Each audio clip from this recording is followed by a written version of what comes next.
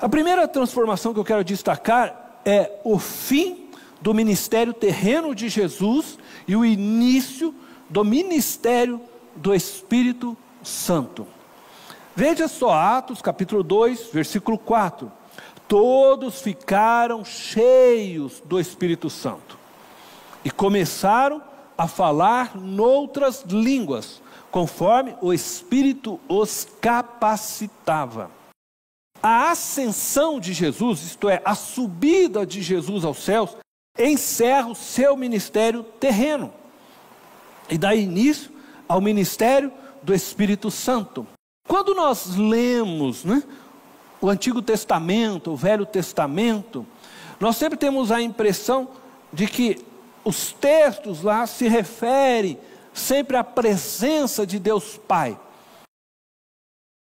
E há no Antigo Testamento a promessa da vinda do Messias, que é o Cristo, Jesus, o nosso Senhor.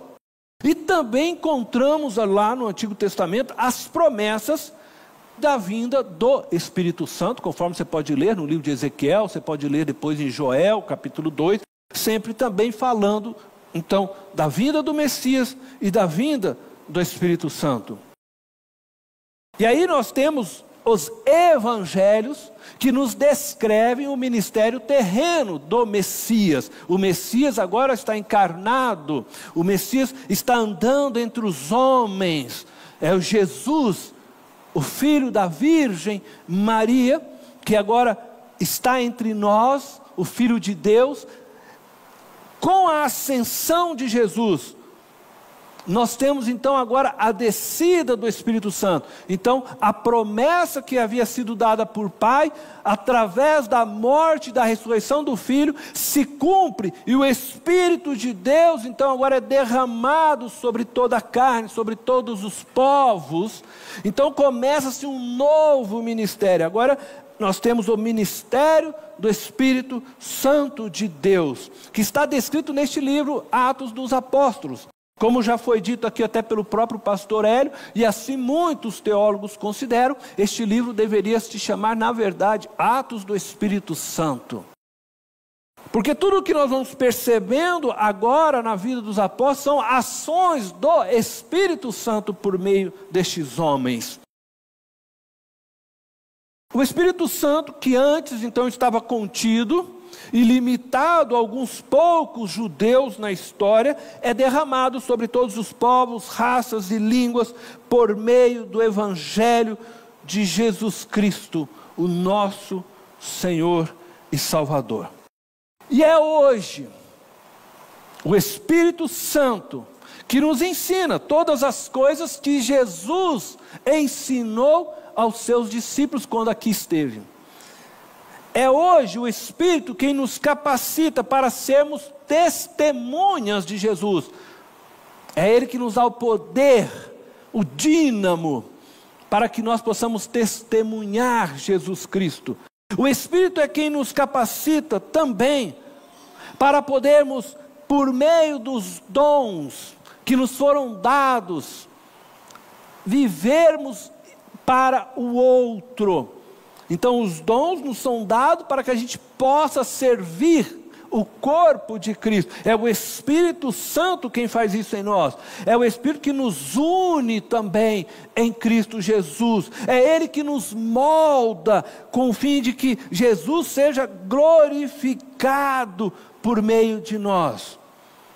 O Espírito Santo é quem torna Jesus presente em nós e por meio de nós.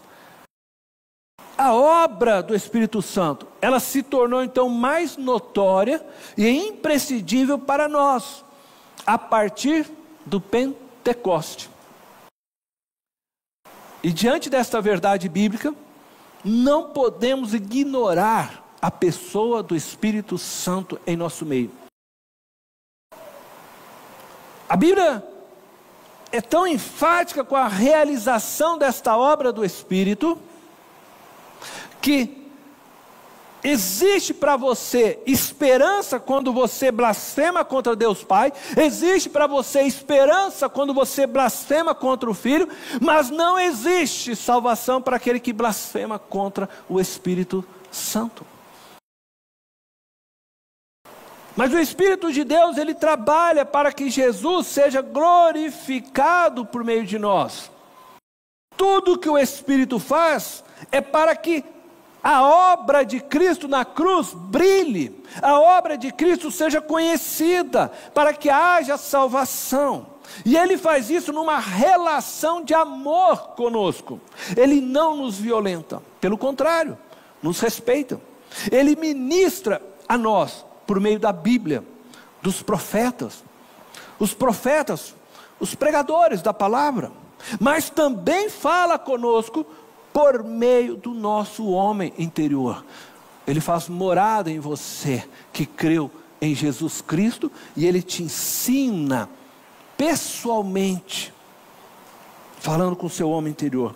E nós então precisamos o que? Cultivar por meio da oração, do jejum e da leitura da palavra de Deus, um espírito sensível à voz do Espírito Santo.